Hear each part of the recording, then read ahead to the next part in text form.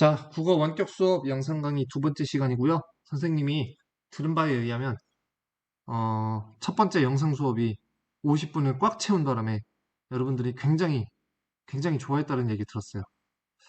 뭐 반어적인 표현이고요. 굉장히 다들 탄식을 내질렀다는 얘기를 들었는데 오늘 이 두 번째 영상 강의는 첫 번째 영상 강의보다는 조금 더 짧게 찍도록 노력하겠습니다. 나도 찍다 보면 어떻게 될지 모르겠는데 아무튼 50분까지는 채우지 않도록 한번 노력해 볼게요. 자, 그러면 우리 지난 시간에 배웠던 거 이어서 할 건데요. 자, 지난 시간에 했던 것 중에서 선생님이 좀 보충할 게 보여서 그 부분 이렇게 보충하면서 시작을 하겠습니다. 어디냐면요. 우리 중세국어 당시의 주격조사, 그 중에서 여기 세 번째 내용, 요 내용 있죠. 모음이나 반모음이 뒤. 여기서는 주격조사가 따로 실현되지 않으면서 주어임을 나타낸다라는 얘기를 했었어요. 자, 그래서 이 부분을 설명을 할 건데, 자, 우리가 모음 이 뒤, 반모음 이 뒤 이렇게 두 가지로 나눠볼 수 있겠죠. 모음 이 뒤 같은 경우는 뭐 어렵지 않아요. 예를 들어서 여기 나온 예시 다리라는 말 있죠. 영어로 브릿지. 살짝 이게 맞나? 아무튼 다리. 자, 이 다리 뒤에 이 다리라는 말을 주어로 만들려면 어떻게 해야 돼? 우리 현대국어 같은 경우는 다리 뒤에 가를 붙여요. 그렇죠? 주격조사. 다리가 뭐 무너졌다 이런 식으로. 그치? 근데 중세국어 당시에는 이 다리란 말이 어때요? 지금 모음 이로 끝나고 있죠? 이렇게 모음 이로 끝나고 있는 말 뒤에는 따로 주격조사를 실현하지 않았어요. 그러면서 주어 역할을 했다. 현대국어로 따지면 다리가 이렇게 해석하는 그런 말이 되었다라는 얘기를 했었죠. 지난 시간에. 자, 근데 반모음 이 뒤는 뭐냐? 이 반모음 이 뒤가 뭘까? 이거를 설명하기 위해서 우리가 일단 두 가지를 알아야 됩니다. 첫 번째, 반모음이 뭔지 먼저 알아야 돼요. 그래서 반모음이 뭔지 잠깐 우리 1학기 때 했었지만 복습 겸 다시 설명을 해주자면은 우리 이중모음 중에 야라는 모음 있죠. 이중모음. 야라는 말은 발음이 어떻게 되죠? 이에서 시작해서 아로 갑니다. 이때 이 앞에 있는 요 발음, 이 발음 우리가 반모음이라고 합니다. 그렇죠? 그리고 이중모음 중에 워도 있죠. 워 같은 경우는 우에서 어로 갑니다. 발음이. 이때 이 앞에서 나는 우 발음, 이걸 우리가 반모음이라고 해요. 그래서 이게 반모음, 우게 반모음 이런 식으로 구분을 해서 설명을 했던 게 기억이 납니다. 그래서 일단 반모음이라는 게 있다. 이런 게 반모음이다. 그리고 이런 반모음들이 더해져서 나는 이런 모음들. 반모음이 있다 보면은 발음할 때 입모양의 변화를 수반할 수밖에 없어요. 예를 들어서 야 같은 경우도 이에서 시작해서 아로 가면서 입모양이 변하죠. 워도 우에서 시작해서 어로 가면서 입모양이 변합니다. 이런 모음들을 우리가 이중모음이라고 해요. 이중모음. 알겠죠? 이중모음과 반모음. 이거 여러분들 일단 지금 잘 기억해두고 다음 두 번째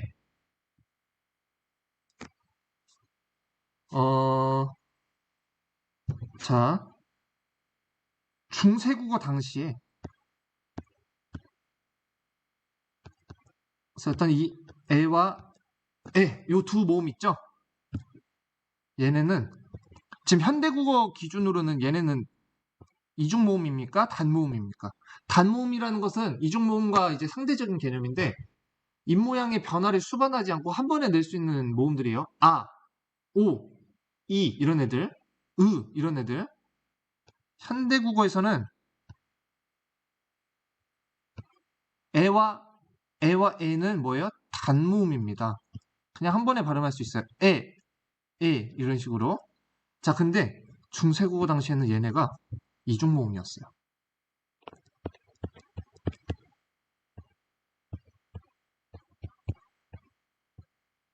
이중모음이었어. 이중모음이었다는 얘기는 이 지금 그 애와 애가 반모음을 가지고 있었다는 소리거든요. 자, 그렇다면 반모음 어디 있어요? 이거 반모음 어떻게 발음해요? 자, 이렇게 발음했어요. 애 같은 경우는 아에서 시작해서 이로 갑니다. 아이. 애 같은 경우는 어에서 시작해서 이로 갑니다. 어이. 이런 식으로. 그럼 이 중에서 어디가 반모음일까요? 그쵸, 얘네가 반모음이에요. 얘네가. 자, 지금 현대국어랑 이중모음에서도 차이가 보이죠? 현대국어에서 이중모음은 어때요? 반모음들이 반드시 단모음 앞에 와요. 잘 보세요. 요 반모음도 그렇고, 요 반모음도 그렇고, 얘네가 이제 단모음이거든, 뒤에. 반드시 단모음 단모음 앞에 각각 반모음 이와 우가 왔어요. 근데 중세국어 당시에는 이렇게 단모음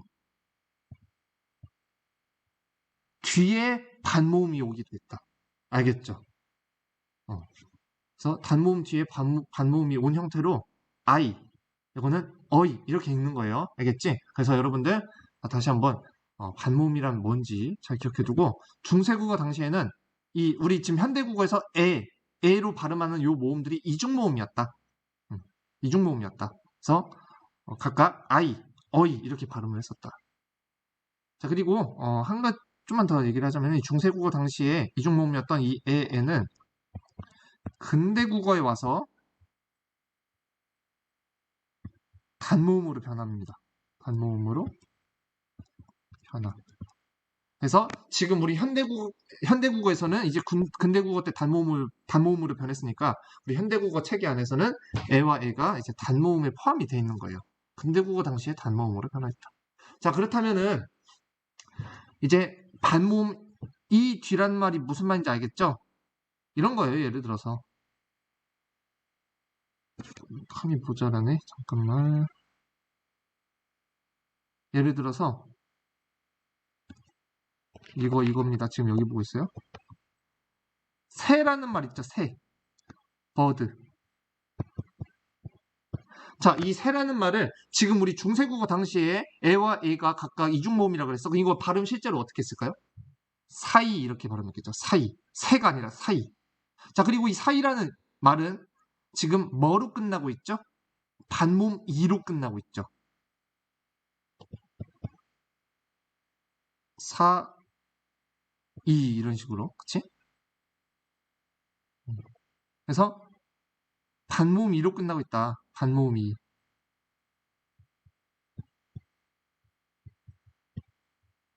자, 그렇다면 우리 새가 날아간다라는 말을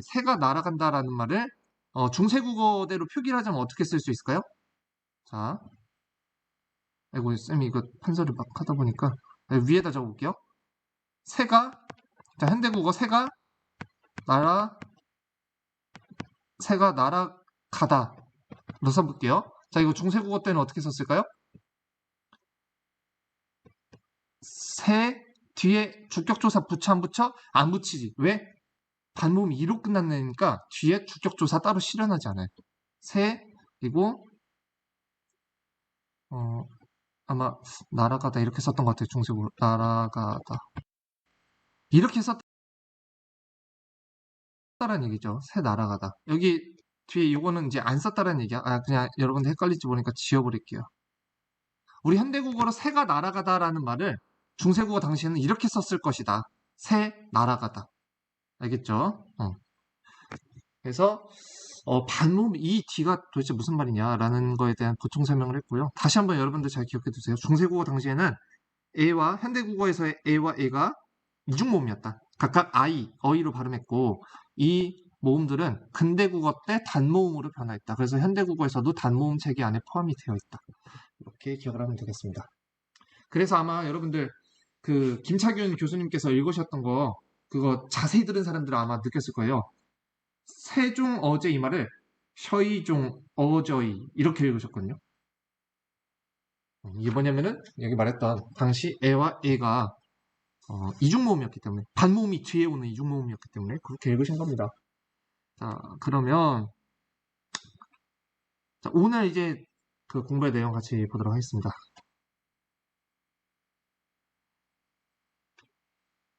자, 오늘은 어휘의 차이 부분을 볼 건데요. 어휘의 차이.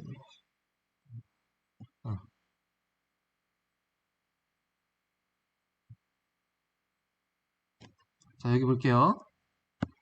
마지막으로 어휘 차이를 볼까요?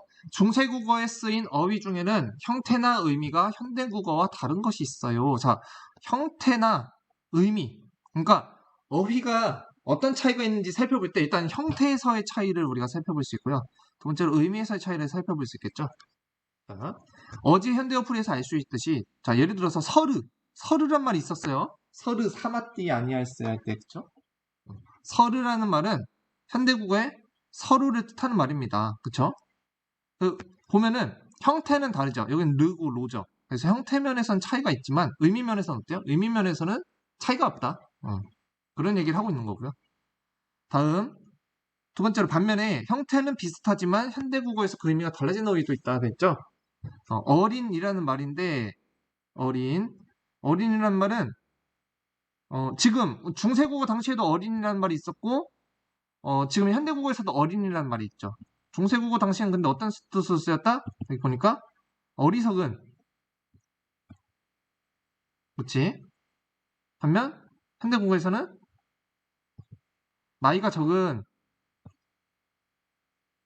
그래서 어린이라는 형태 이 형태는 중세, 현대 둘 다 차이가 없지만 똑같지만 의미면에서 변한 것이 보입니다. 그렇죠? 그래서 서류 같은 경우는 의미는 그대로인데 형태가 변한 예시. 어린 같은 경우는 형태는 이제 똑같은데 의미가 변한. 그치? 중세국어 당시엔 어리석은이었다가 현대에서는 이제 나이가 적다라는 의미로 쓰인 그런 어휘에서의 변화를 보여준다. 음.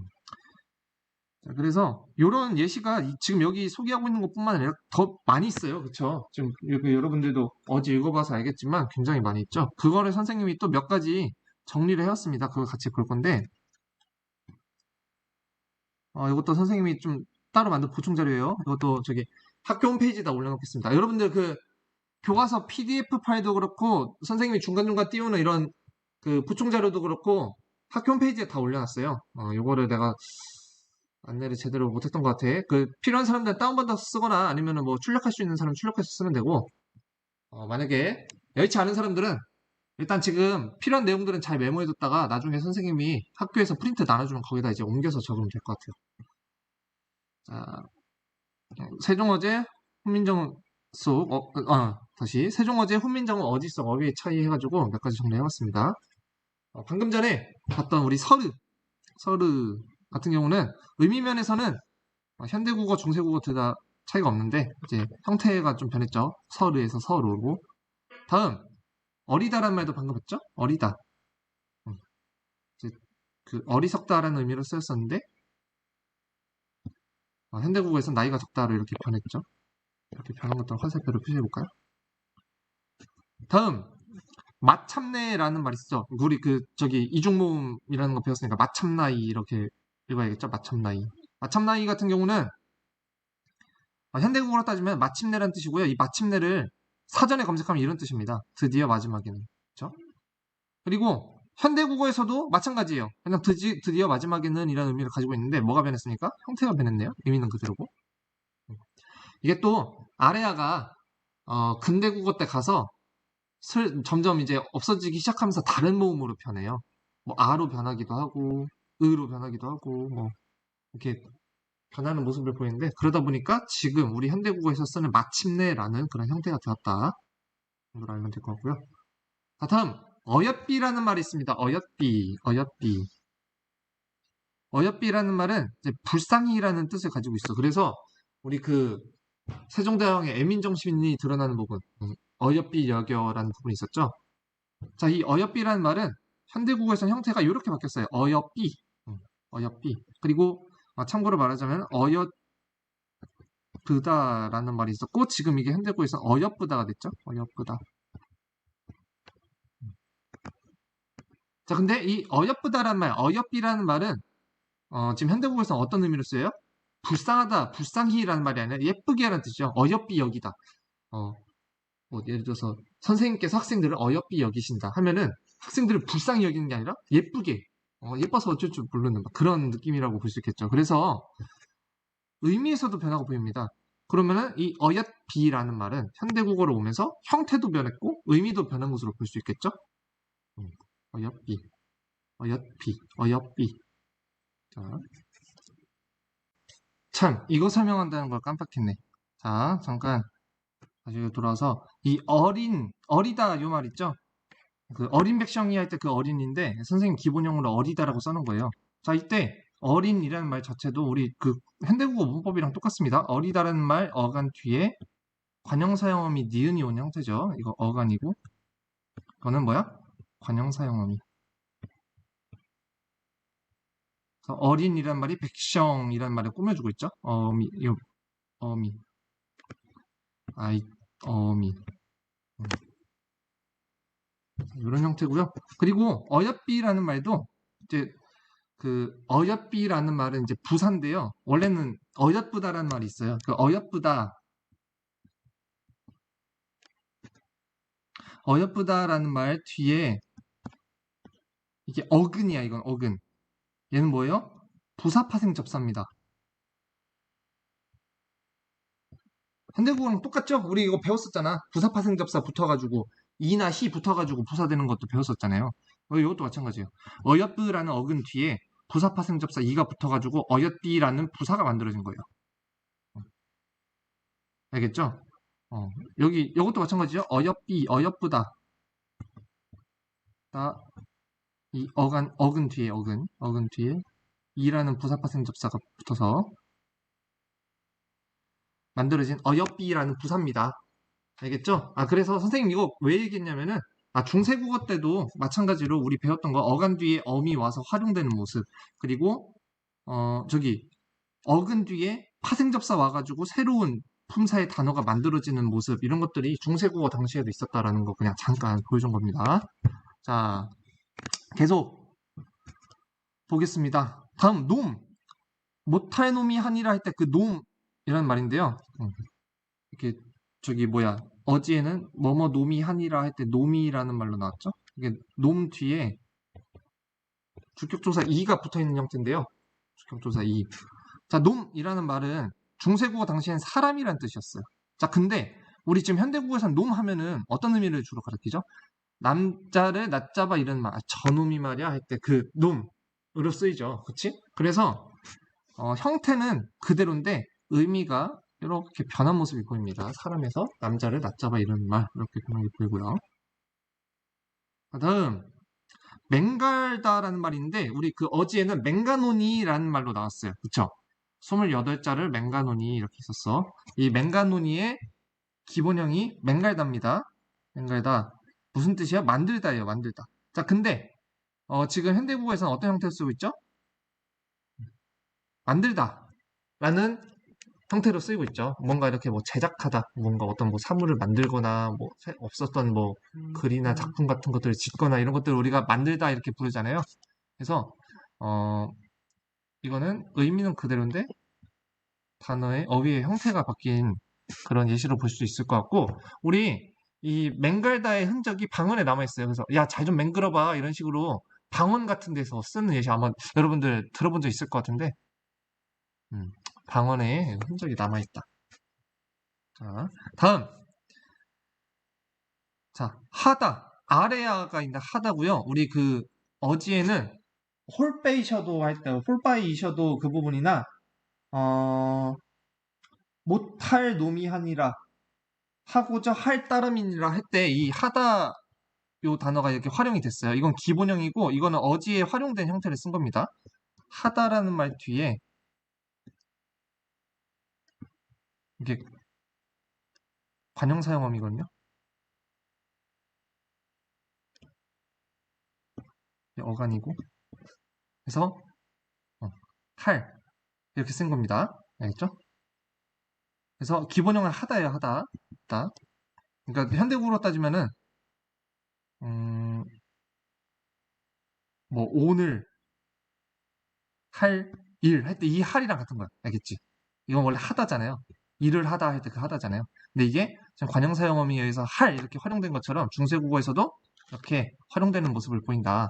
자, 그래서 이 아래아를 가진 하다는 지금 현대국어에서 뭐랑 같냐면은 이 그냥 모음을 가진 하다랑 같아요. 그러니까 우리가 지금 뭐뭐 하다 할 때 그 하다가 중세국어 당시엔 이렇게 썼어요. 아래아를 썼습니다. 알겠죠? 그래서 형태가 바뀐 예시죠? 의미는 그대로인데. 자, 그렇다면은 중세국어 당시에 이 아래아가 아니라 그냥 아를 쓴 하다는 무슨 뜻으로 쓰였냐? 어지에서는 못할 놈이 하니라 할 때 하다인데요. 이때 이 그냥 아를 쓴 하다는 중세국어 당시에는 많다, 크다의 의미를 가지고 있었습니다. 많다, 크다의 의미. 자, 그리고 이 하다 같은 경우는 지금 현대국어에서는 쓰이지 않아요. 현대국어에서는 소실됐어요. 이 많다, 크다의 의미를 가지고 있는 하다는 현대국어에서는 쓰이진 않는데 대신 흔적이 남아 있습니다. 뭐냐? 한강. 한강 뭐야? 큰 강이라는 뜻이에요. 큰 강. 한밭. 우리 대전을 한밭이라 하죠. 한밭. 뭐야? 큰 밭이란 뜻이야. 그래서 이걸 한자로 옮긴 게 대전이에요. 클 대자에 밭전자. 한내는 뭘까요? 자, 한밭이랑 비슷한데 큰 대자에다가 내천자를 써가지고 대천이에요. 대천. 여러분들 대천 해수욕장에 대천 있죠? 이 보령 대천의 옛 지명이 한내였어요. 한내. 알겠죠? 그리고 황새. 황새. 황자가 누를 황자인가? 누른새인가? 근데 여러분들 황새 봐서 알겠지만 누른색입니까? 아니죠? 이 황이 뭐냐면은 원래 옛날 한이었어요. 한. 그러니까 이거는 뭐야? 하다. 뒤에 관형사형어미 니은이 온 형태야. 큰 이런 뜻이야. 큰. 그리고 새. 그래서 큰 새. 황새 여러분들 본 사람 알겠지만 되게 크거든요. 큰 새란 뜻이야. 큰 새. 큰 새. 황소도 마찬가지죠. 원래는 한 플러스 쇼였어요. 한쇼. 그래서 이게 황소가 됐습니다. 그냥 큰 소야. 큰 소. 이렇게 하다라는 말은 중세국어 당시에 쓸 때 하다라는 말은 지금 우리 현대국어에서는 이제 이 어휘 자체는 소실됐지만 흔적은 남아 있고요. 대신 이 많다라는 말, 크다라는 말이 각각 존재하죠. 그치? 중세국어 당시에 많하다라는 말이 있었어. 많하다라는 말이 현대국어에서 많다라는 말로 남아서 기존에 이 하다라는 말이 썼던 이 의미를 이놈이 다 대신하고 있죠. 그치? 크다도 마찬가지고, 크다. 크다는 아마 형태가 그냥 크다였었던 것 같아요. 여기 의미, 이제 많하다 같은 경우는 기존에 이렇게 썼다가 의미는 그대로인데 이렇게 형태가 변했죠. 근데 크다 같은 경우는 형태도 그대로 의미도 그대로 이렇게 볼 수 있을 것 같아요. 자, 그래서 일단 우리 잠깐 이거 헷갈릴 테니까 여러분들 이거는 요 화살표 지우겠습니다. 이게 변한 것만 화살표를 했으니까 많하다는 많다 이렇게 변했고 크다는 그대로 크다죠. 자, 그래서 우리 어휘에서의 차이, 어휘에서의 변화를 한번 살펴봤어요. 이거 말고도 많아요. 지금 보면 어제 보면 알겠지만 뭐 사맞다라는 말, 뭐 통하다라는 말이랑 같은 건데 이런 어휘도 그렇고 수빈 얘기할 때 수비, 뭐 쉽게 쉬 이런 뜻인데요. 이런 것들도 이렇게 어휘에서 변화가 좀 보이는 그런 예시들인데 쌤이 여기다 다 정리하지는 않았습니다. 여러분들 그런 거는 여러분들이 공부하면서 한번 이렇게 생각해 보면 될 것 같고요. 이 정도만 정리하고 넘어갈게요. 자, 다음 페이지.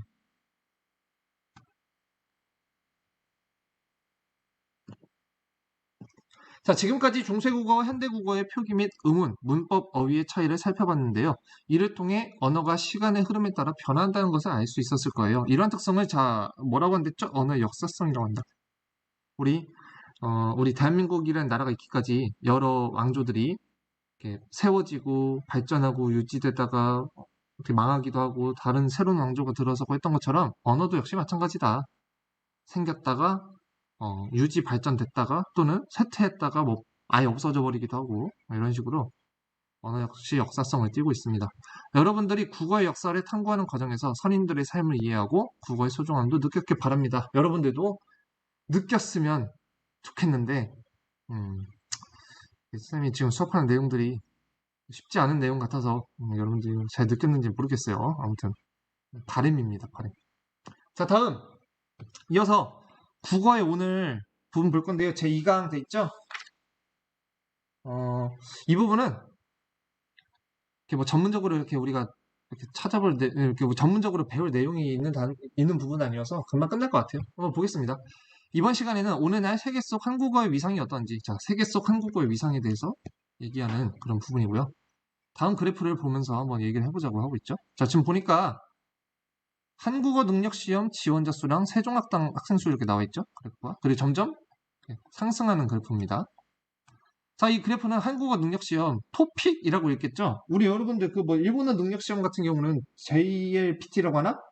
그거 있고, 뭐 중국어 능력 시험, HSK, 뭐 영어는 토익, 토플 막 이런 거 있는 것처럼 한국어도 이렇게 능력을 약간 공식적으로 인정하는 그런 시험이 있네요, 보니까. 한국어 능력 시험이랑 지원자 수랑 세종학당 학생 수 추이를 나타낸 건데, 저 지금 보니까 한국어 능력 시험 같은 경우는 한국어를 모국어로 하지 않는 제외 동포나 외국인의 한국어 사용 능력을 평가하기 위한 시험이고, 세종학당 같은 경우는 한국어 교육기관이래요. 근데 지금 보니까 점점 늘어나고 있어요. 그렇죠? 세계적으로 한국어를 배우려는 외국인들이 늘어난 이유는 자, 국제사회에서 우리나라의 위상과 역할이 커지면서 정치, 경제, 문화적으로 한국을 알고 이해할 필요가 높아졌기 때문이죠. 라고 얘기하고 있습니다. 국제사회에서 우리나라의 위상과 역할이 커지면서 정치, 경제, 문화적으로 한국을 알고 이해할 필요가 높아졌다. 그래서 동시에 한국어의 위상도 함께 높아지고 있다라는 얘기를 하고 있습니다. 선생님도 이거 참 되게 와닿게 느끼고 있는데 특히 이 문화의 역할이 참 큰 것 같아요. 그쵸? 여러분들 요즘 그 한국어에 관심 갖고 한국어 공부하는 사람들 외국인들 보면은 뭐가 많습니까? K 드라마, 한국 드라마나 또는 K-팝 이런 것들에 이런 것들을 좋아하고 관심을 갖게 되면서 공부하는 사람들이 굉장히 많죠. 그 예시를 한번 쌤이 가져봤는데 여러분들 혹시 이거 유튜브에서 영상 본 사람 있는지 모르겠어요. 방탄소년단의 전하지 못한 진심이라는 노래를 그 독일에서 이제 독일 오디션 프로그램이거든요. 약간 이거 뭐더라? 이렇게 의자 돌아 앉았다가 확 도는 그런 프로그램인데 우리나라에서도 했었는데 제목이 기억이 안 나네. 아무튼 그 오디션 프로그램에서 이제 독일 소녀가 어, 자기 나라 노래도 아니고 뭐 영어로 된 노래도 아니고 BTS의 전하지 못한 진심이라는 노래를 한국어로 부르면서 이 오디션 이게 뭐라고 해야 되지? 그 예선이라고 해야 되나? 1차라고 해야 되나? 여기 이제 되게 감동적으로 통과하는 그런 내용을 담은 영상이에요. 여러분들 아마 유튜브에다 이거 제목 치면은 볼 수 있을 건데 한번 관심 있는 사람들은 잠깐 지금 영상 멈춰놓고 보고 오면 좋을 것 같고요. 여기서 처음에 심사위원들이 이게 어느 나라 말인지 감을 못 잡아요. 뭐 스페인어인가? 이탈리아인가? 이러다가 이제 돌아가지고 물어봅니다. 너가 부른 노래 어느 나라 거야? 물어보니까 이제 한국, 사우스 코리아, 코리아 이제 말이다. 라는 것을 얘기를 하고 케이팝을 너무 좋아하다 보니까 한국어에 또 관심이 갖게 돼서 이렇게 스스로 독학했다라는 것을 이렇게 인터뷰하면서 얘기하는 내용이 있어요. 이런 걸 보면서 야 진짜 이 문화 힘이 정말 크구나 그런 생각을 했습니다. 그래서 여러분들 이거 한번 잠깐 가서 보고 와도 좋을 것 같아요. 노래 진짜 잘 부릅니다. 쌤도 BTS 노래 중에서 뭐 전하지 못한 진심 이런 노래까지 몰랐는데 이 소녀 덕분에 알게 됐어요. 자, 다음 볼게요. 한국어가 한민족만의 언어가 아닌 세계인의 언어로 주목받으며 그 위상이 높아지고 있죠. 하지만 한국어를 모국어로 하는 한국어의 주인인 우리가 국어를 함부로 사용해서 안타까울 때가 있어요. 다음 자료를 같이 볼까요? 하면서 자, 외래어와 외국어를 과도하게 사용한 예랑 가상 공간에서 언어를 잘못 사용한 예 이렇게 나와 있어요. 그러니까 지금 이거는 자, 유니크한 디자인과 비비드한 컬러가 돋보이는 이 상품은 이미 많은 셀럽들이 초이스한 핫 아이템입니다. 아주 그냥 외래어랑 외국어를 막 남발을 하고 있죠. 뭐 우리말로 해석을 해보자면 유니크는 뭡니까? 약간 희귀한, 희소성 있는 이런 뜻이거든요. 유니크하다. 그래서 희소성 있는 디자인은 뭐야? 모양? 모양 정도로 할 수 있을까? 디자인, 모양. 희소성 있는 모양과 비비드는 뭐요? 검색해보니까 선명한 이런 뜻이더라고요. 선명한 컬러, 색. 그치? 뭐 적어볼까? 적을 필요가 있나? 쉽지만. 희소성, 희소,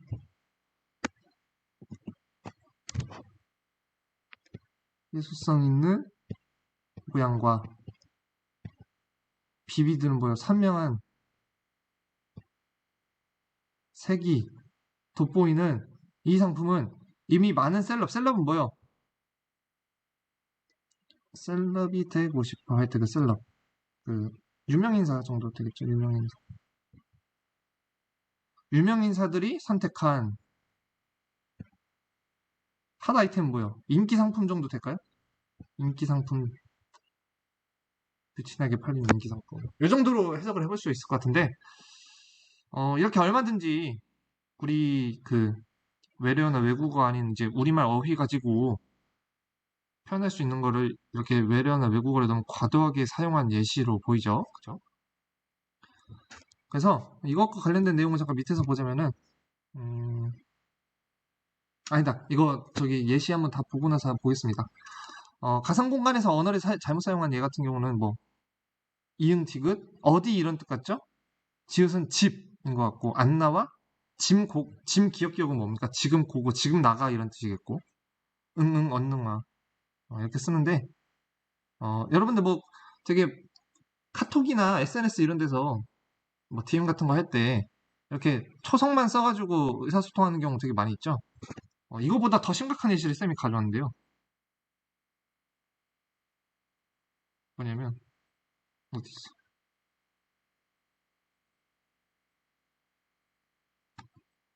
저기 박세준이라는 친구가 쓴 게시물을 가져왔는데 선생님이랑 대학 때 룸메이트를 오랫동안 했던 친구예요. 선생님 지금 어, 가장 친한 친구 중 한 명이기도 하고 참고로 말하면 지금 경기도에서 국어 선생님 하고 있는 친구인데 이런 대화를 나눴었습니다. 카톡으로. 여기 이제 그 친구가 이렇게 노란 말풍선 이제 선생님이 하얀 말풍선이에요. 이거는 신경 쓰지 마세요. 자, 초성으로 대화를 했어요. 그러니까 먼저 초성으로 이 친구가 이렇게 시작을 했어. 요즘 말로 이니시 건다고 하죠. 초성으로 딱 이렇게 나한테 보내서 선생님이 이제 초성으로 계속 받으면서 어쩌다 보니까 초성으로 이렇게 대화가 계속 이어졌는데 대화 간단하게 살펴보자면 뭐 같아요? 저녁으로 뭐 먹을래? 이런 뜻이겠죠? 글쎄, 사 먹을까? 라고 쓴 건데 친구가 잘못 알아서 술? 한 거예요. 해 먹을까? 뭐 이건 꺼져 갔죠? 이건 사랑해 갔고요. 라면 먹을까? 노노노노. 라면 노노노. 카레 먹을까? 그러니까 이때 자취하면서 라면을 하도 먹어가지고 친구가 라면 먹을까 해놓고 라면 싫다 뭐 이런 의사표현을 했던 것 같고 마침 집에 카레가 있었어요. 3분 카레. 그래서 카레 먹을까? 라고 해서 이제 나도 싫어. 라면 싫어 이런 뜻이고 그래. 카레 아님 짜장 어떤 거? 오키. 난 카레. 넌 카레? 오키. 난 짜장. 이따 밥해나 이런 뜻이고요. 4인분 오키. 오키. 많이 먹자. 이따가 봐 이런 대화인데 이런 대화인데 밑에 친구들 댓글도 달아줬어. 여기 김찬이라는 이 친구는 후배인데 그 3분 짜장이랑 3분 카레를 우리한테 선물해준 친구예요. 그래가지고 카레 맛이 좀 다르고 이제 영환이 동기인데 나도 근데 읽으면서 해석되면 신기하네 하면서 이렇게 대화를 나눴었는데요.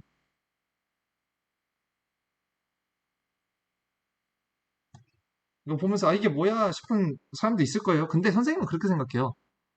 아니 그냥 이렇게 뭔가 의사소통 잘 통하고 서로 잘 알고 평소에 친하게 지내는 사람끼리 이렇게 뭐 초성으로 대하면 그게 문제가 됩니까? 선생님 이거 별 문제는 안 된다 생각해요. 대신 뭐가 문제냐? 뭐가 문제냐?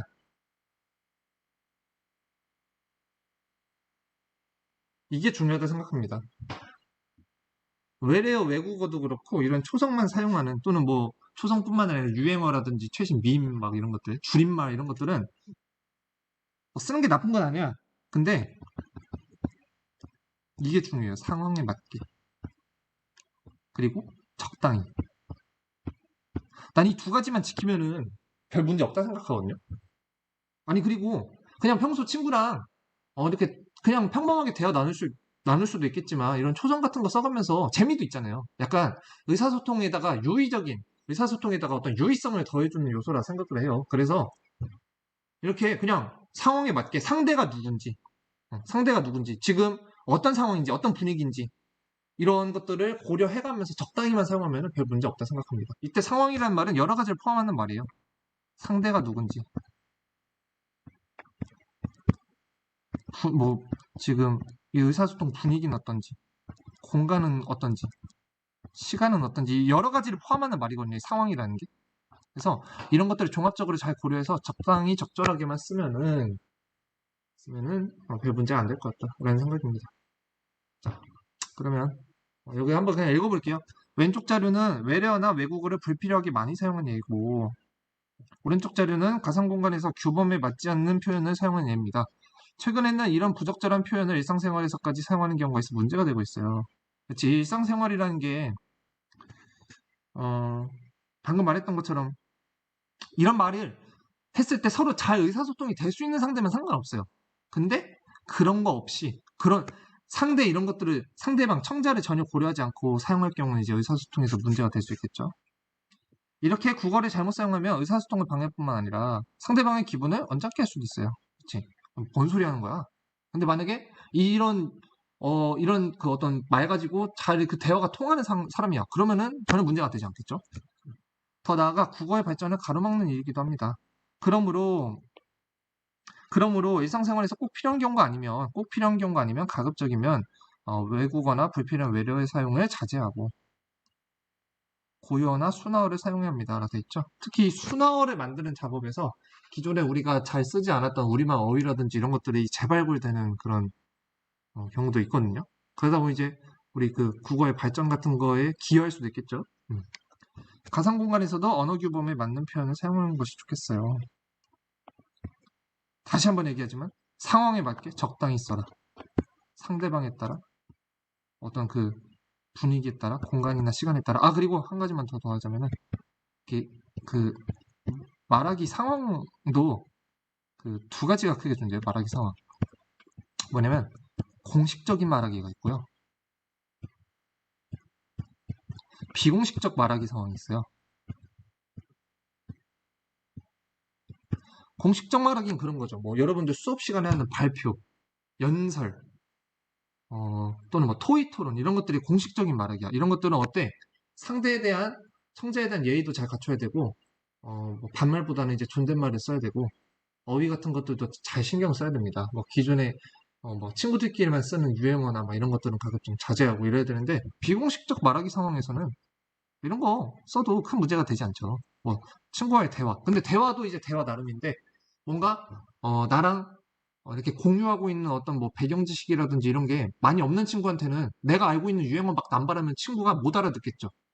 그리고 기분이 나빠질 수도 있고 대화가 잘 안 되면 기분이 나빠질 수도 있겠죠. 하지만 그런 게 이렇게 잘 공유되어 있는 친구랑 대화할 때는 이런 것들을 얼마든지 더 써도 의사소통하는데 문제가 없겠지. 그런 거를 잘 기억해두면 될 것 같아요. 상황에 맞게 적당히 써라.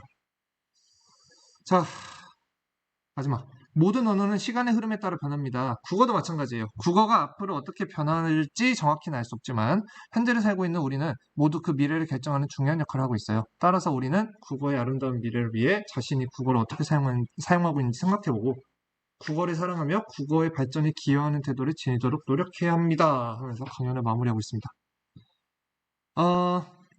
자, 일단 여기까지 봤는데